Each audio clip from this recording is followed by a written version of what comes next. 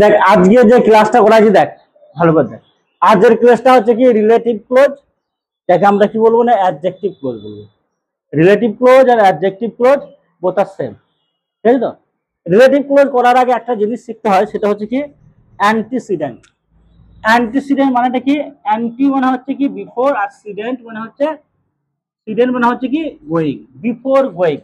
Antecedent কি বলবো? Antecedent হচ্ছে একটা নাউন বা প্রোনাউন। বলছে antecedent must B a noun or pronoun. কি বললাম? অ্যান্টিসিডেন্ট একটা নাউন অথবা প্রোনাউন, তাই তো? ওই কাজটা কি অ্যান্টিসিডেন্ট বলতে কি, এই যে অ্যান্টিসিডেন্টটা কি হবে? নাউন বা প্রোনাউন হবে, এবং এই রিলেটিভ লিঙ্কারের আগে বসাতে হবে। রিলেটিভ লিঙ্কারের ঠিক আগে বসাতে হবে, পাশাপাশি যখন বসবে তবে সেটা রিলেটিভ ক্লোজ হবে। বুঝা গেল? মানে অ্যান্টিসিডেন্ট আর এই রিলেটিভ লিঙ্কার্সটা পাশাপাশি বসালে তবে সেটা কি হবে? রিলেটিভ ক্লোজ হবে। এই লিঙ্কার্স গুলো কি আছে এটাকে বলবো, এই হু, হোম, হুজ, হুইচ আর দ্যাট, এই পাঁচটা হচ্ছে কি রিলেটিভ প্রোনাউন, ঠিক আছে তো? আর এখানে চারটে লিখেছি হোয়ার, হোয়েন, হাউ, হোয়াই, এই চারটে হচ্ছে কি রিলেটিভ অ্যাডভার্ব। এই ব্যবহারগুলো লেখা হয়েছে। হু কোথায় বসে? পার্সনস এর ক্ষেত্রে, ব্যক্তির ক্ষেত্রে সাবজেক্ট হিসাবে বসবে, এটা কিন্তু মাথায় রাখতে হবে। হু কিসে বসবে? ব্যক্তির ক্ষেত্রে, কিন্তু সাবজেক্ট হিসাবে বসবে। হোম কোথায় বসবে?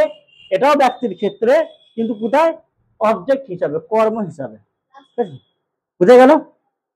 আর হুজ কোথায় বসবে? পার্সনস এন্ড থিংস দুটো ক্ষেত্রেই বসবে। পার্সনস এন্ড থিংস দুটো ক্ষেত্রেই বসবে, কিন্তু এটা অধিকার বোঝাবে, পজেসিভ বোঝাবে। এটা কি বোঝাবে? অধিকার বোঝাবে। হুইচ কোথায় বসবে? Things without life and animal, মানে যে জিনিসটা প্রাণ নাই, প্রাণহীন বস্তু, যেমন এই মার্কার গুলো সব কি বোর্ড ফোর্ড এগুলো সব প্রাণহীন বস্তু, এই ক্ষেত্রে বসবে।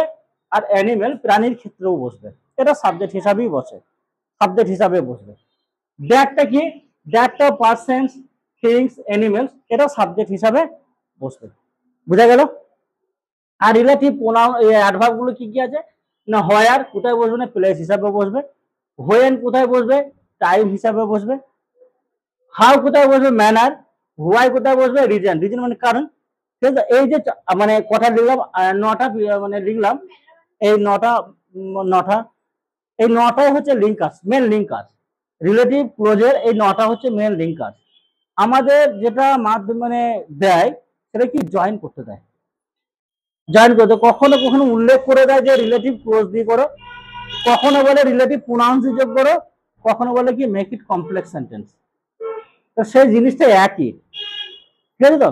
রিলেটিভ ক্লোজ করতে গেলে একটা জিনিস কি অ্যান্টিসিডেন্ট আর রিলেটিভ লিঙ্কার্সটা পাশাপাশি লিখতে হবে, ঠিক আছে?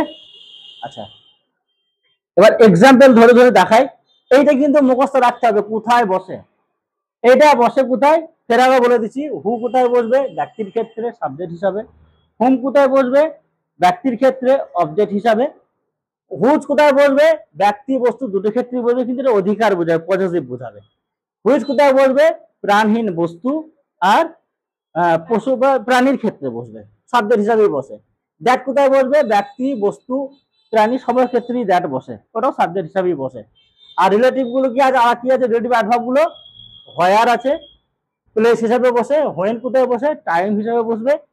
হাউ কোথায় বসবে? ম্যানার হিসাবে বসবে। হোয়াই কোথায় বসবে? রিজন হিসাবে বসবে। ঠিক আছে? এই কথা হচ্ছে আমার রিলেটিভ লিঙ্কার্স।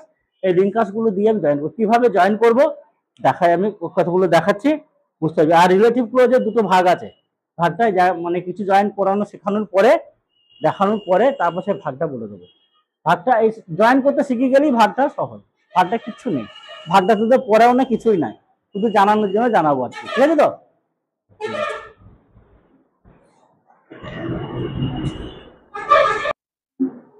দেখ এখানে আমি তিনটে এক্সাম্পল লিখেছি। This is the building, it was built in a month. This is the building, it was built in a month. এটা কি লিখছি? The dog barks, the dog does not bite. হলো? A boy came to me yesterday, he is your classmate. তিনটে sentence বুঝা গেল। এবারে আমি দেখবো সেকেন্ড সেন্টেন্সটাকে আমি লক্ষ্য করব। ফার্স্ট আমি কি লিখবো? সেকেন্ড সেন্টেন্সটাকে। সেকেন্ড সেন্টেন্সটাকে দেখলে আমি কি দেখবো? বলছে it was built in a month, it was built in a month. তাহলে সেকেন্ড সেন্টেন্সে কোন জিনিসটা আগের সেন্টেন্সকে বলছে? ইটটা বলছে কাকে বলছে? এই বিল্ডিংটাকেই বলছে। ইটটা বিল্ডিংটা কি বলছে, তাহলে আমি একটাকে কি করব, অ্যান্টিসিডেন্ট হিসেবে ব্যবহার করব, আর একটাকে আমি তুলে দিয়ে সেই জায়গায় কি করব, রিলেটিভ লিঙ্কাসটা লিখবো আমি, তাহলে আমার রিলেটিভ ক্লোজ হয়ে যাবে। পাশাপাশি আছে সেহেতু আমাকে প্লেস চেঞ্জ করতে হচ্ছে না, পাশাপাশি আছে তাই প্লেস চেঞ্জ করতে হচ্ছে না, পাশাপাশি না থাকলে প্লেস চেঞ্জ মানে একটা শেষ হচ্ছে আর এটা শুরু হচ্ছে, পাশাপাশি আছে। তাহলে বিল্ডিংটা কি, একটা বস্তু, প্রাণহীন বস্তু একটা, প্রাণহীন বস্তুর ক্ষেত্রে আমি কি লিখবো, হুইচ, তাই তো। তাহলে কিভাবে লিখবো, this is the building, this is the building,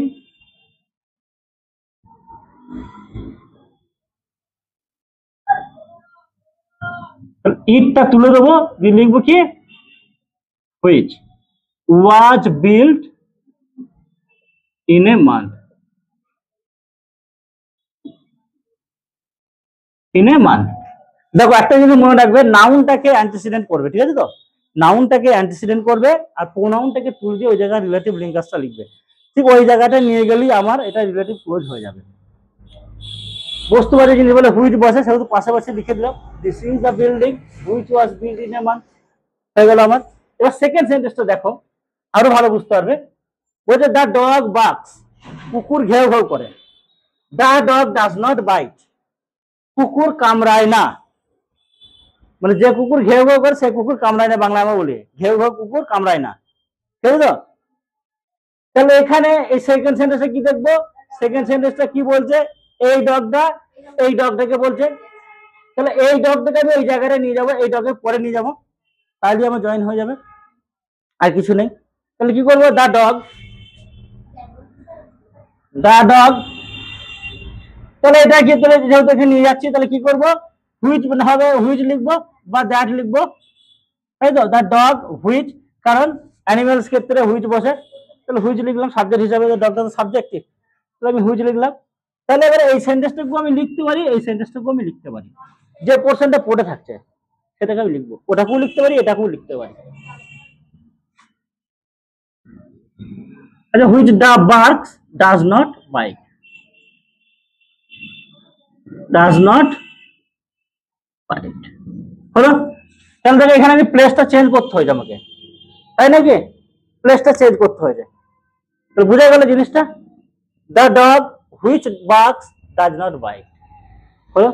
এবার দেখো সেই থার্ডটাকে, এ boy came to me yesterday, একটা ছেলে গতকাল এসেছিল, আমার কাছে এসেছিল, কেম টু মি মানে কি, আমার কাছে এসেছিল, he is your classmate, he is your classmate, সে হচ্ছে তোমার ক্লাসমেট। তাহলে সেকেন্ড সেন্টেন্সটাকে আমি কি লিখবো, দেখবো কি, আগেরটা কি বলছে, হি ইজ ইয়োর ক্লাসমেট, তাহলে কোনটা বলতে হয়েছে, এই হিটা তো বলতে হয়েছে, হিটা কাকে বলতে হয়েছে, এ বয়কে বলছে, তাহলে এই হিটাকে আমি এই বয়ের কাছে নিয়ে যাবো, তাহলে আমার হয়ে যাবে, এই হিটাকে আমি এই বয়ের কাছে নিয়ে গেলে আমার হয়ে যাবে, বয়টাকে রাখবো, এটা নাউন এটা প্রোনাউন, তাহলে এটা তুলবো, তাহলে a boy who came to me yesterday is your classmate.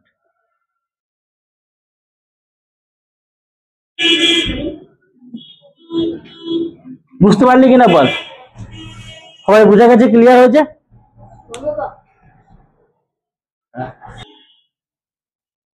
The film is about a spy, গল্পটা হচ্ছে কি, মানে সিনেমাটা হচ্ছে একটা স্পাই, স্পাই নিয়ে, হিজ ওয়াইফ বিট্রেজ হিম, এই হিজ হার যখন থাকবে তখন কি দিয়ে করবি বলতে গেলে, হুজ দিয়ে করবি, মানে তার, তার মানে কি, ওই যে অসম্পর্ক আছে না, মানে অধিকার বোঝাচ্ছে একটা, ঠিক আছে, ব্যক্তি হোক বা বস্তু হোক, অধিকার বোঝায়। তাহলে কি লিখবো, the film is about a spy, spy সম্পর্কে, হ্যাঁ, তাহলে হুজ ওয়াইফ বিট্রেজ হিম, হলো, হ্যাঁ, the film is about a spy,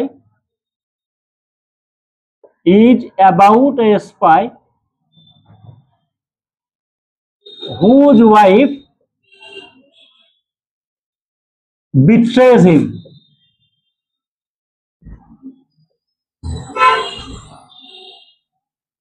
হলো, বুঝতে পারলে, এটা the film is about a spy whose wife betrays him, ঠিক আছে। এবার বলছে দ্য বয়েজ ওয়ার অ্যাবসেন্ট, ছেলেরা কি ছিল, অ্যাবসেন্ট ছিল, অনুপস্থিত ছিল, ডু ইউ নো দেম, তুমি কি তাদেরকে চেনো? প্রশ্ন করেছে, ডু ইউ নো দেম। দেখ, একটা অ্যাসার্টিভ সেন্টেন্স আছে, একটা ইন্টারোগেটিভ সেন্টেন্স আছে। তাহলে আমাকে দেখতে হবে এখানে কোথা বলছে ডু ইউ নো দেম, কাকে বোঝা যাচ্ছে? এই দেমটা বলতে যাচ্ছে কাকে? এই দা বয়কে। দেখ, এইটা লাস্টে আছে আর এইটা প্রথমে আছে, তাহলে প্লেসটাকে চেঞ্জ করতে ঝামেলা আছে। তাহলে এটাকে আমি এইভাবে করে লিখবো। আবার ইন্টারোগেটিভ রাখতে হবে, তাহলে ডু ইউ নো দেমটা কি লিখবো? আমি বলেছি নাউনটাকে রাখবো, দেমটা প্রিপোজিশন প্রোনাউন, তাহলে আমি কি লিখবো? নাউনটাকে, দা বয়েজ। এবার বল, এবার কি বলতে এখানে দা বয়েজ হয়ে গেছে, বুঝে গেল এখানটায়? তাহলে কি লিখবো? হু লিখবো, এখানে সাবজেক্ট ছিল, হু are absent.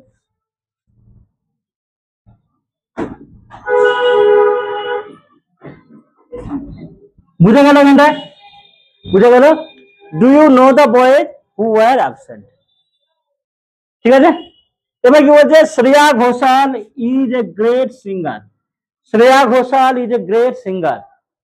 She lost her roots in Bengal. She lost her roots in Bengal. তাহলে এখানে সেকেন্ড সেন্টেন্সে সিটা কাকে বলছে? সে হারিয়েছিল, হ্যাঁ, কে? সেটা কে? শ্রেয়া ঘোষাল। তাহলে এই শ্রেয়া ঘোষাল বলছে, তাহলে সিটাকে আমি কোথায় নিয়ে আসবো? এখানে নিয়ে আসবো, তাহলে হয়ে যাবে। তাহলে সাবজেক্ট হিসেবে আছে, তাহলে কি করবো? আমি হু লিখবো, ব্যক্তি।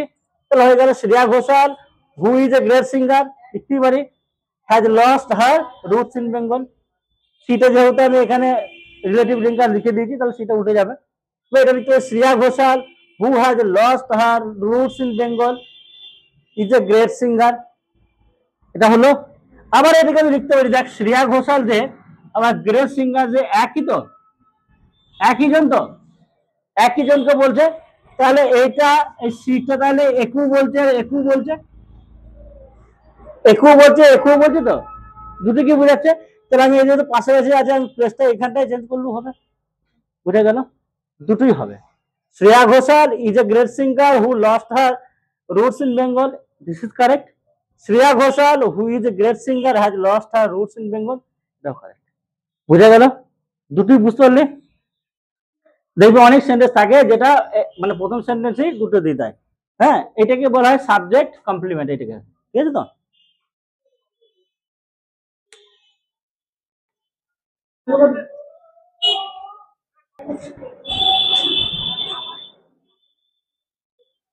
দেখ, Mumbai is the commercial capital of India.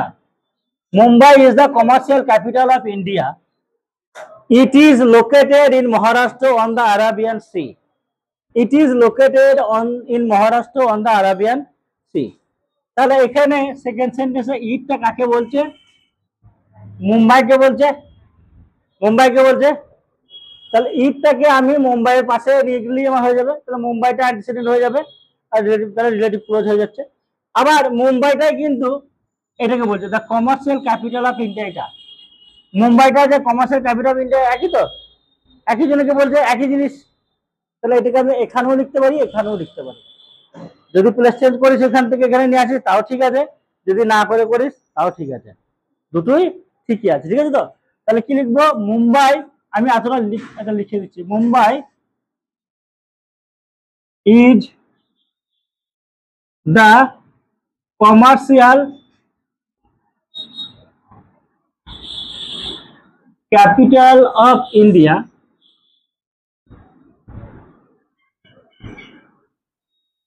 which is located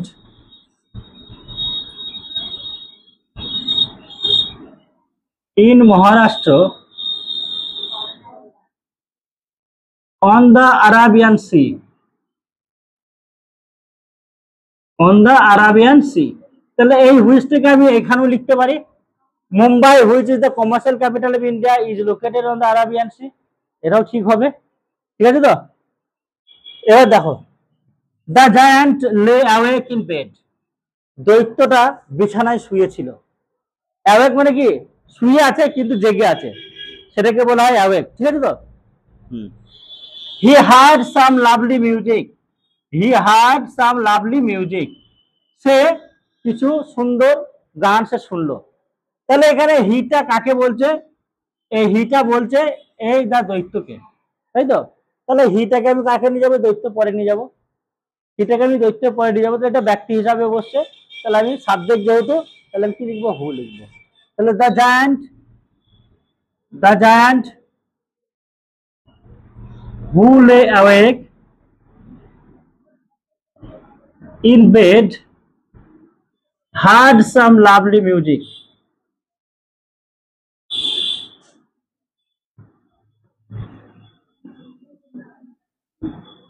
Heard some lovely music. এবার দেখো এটা ভালো একটা sentence. Our headmaster is a learned man.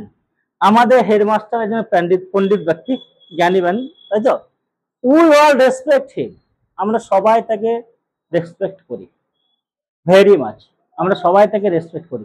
তাহলে এই সেন্টেন্সে কোন জিনিসটা রিপিট করছে? আগেরটাকে হিমটা রিপিট করছে, তাকে না হেডমাস্টারটাকে। হিমটা রিপিট করছে হেডমাস্টার থেকে। হিমটা কি এখানে সাবজেক্ট না অবজেক্ট? তাহলে ব্যক্তি হিসাবে যখন অবজেক্ট হয় তখন কি লিখতে হয়? হোম, তাই তো? তাহলে সেটাই লিখবো আমি, আর হেডমাস্টার, এইটা লিখবো আমি আগে, whom we all respect very much is a learned man.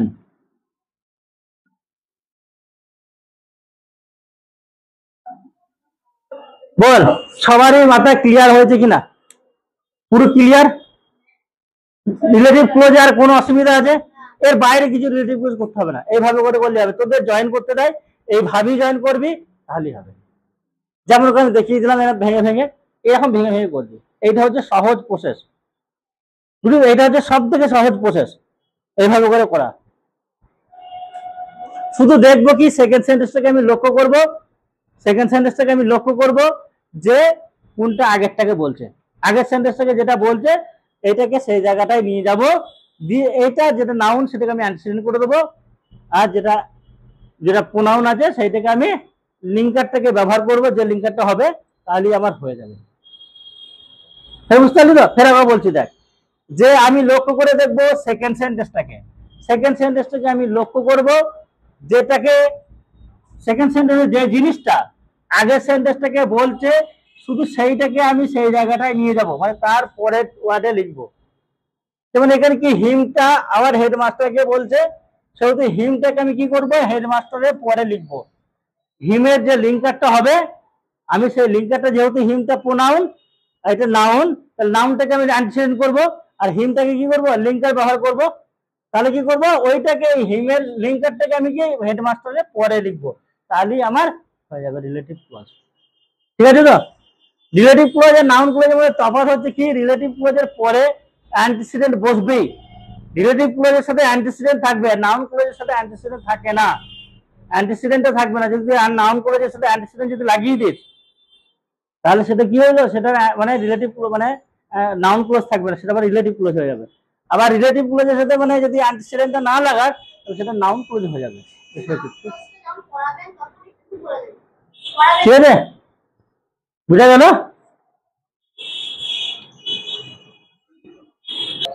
দেখ, এবার আমি কি বলছিলাম, রিলেটিভ ক্লোজকে দুটো ভাগে ভাগ করা হয়, শুধু জাস্ট জানা একটু। রিলেটিভ ক্লোজকে আমি দুটো ভাগে ভাগ করছি, একটা হচ্ছে কি defining relative close, defining relative close, একটা হচ্ছে নন defining relative close. Defining relative close একটা হচ্ছে নন defining relative close. Defining DEFINING defining, আর নন ডিফাইনিং কি NON নন ডিফাইনিং। ঠিক আছে তো? ডিফাইনিং আর নন ডিফাইনিং। দেখো ডিফাইনিং এ সাধারণত দেখবে দি প্লাস নাউন হয়, তো এখানে লিখছি দি বয়, লিখি নাই, দি বয়। তারপর লিখছি who came here is my brother. এই ধরনের যেগুলোকে বলবো কি ডিফাইন, মানে ডিফাইন করছে যেটা, হ্যাঁ, নির্দিষ্ট করে বলতে চাইছে যেটাকে। ঠিক আছে তো?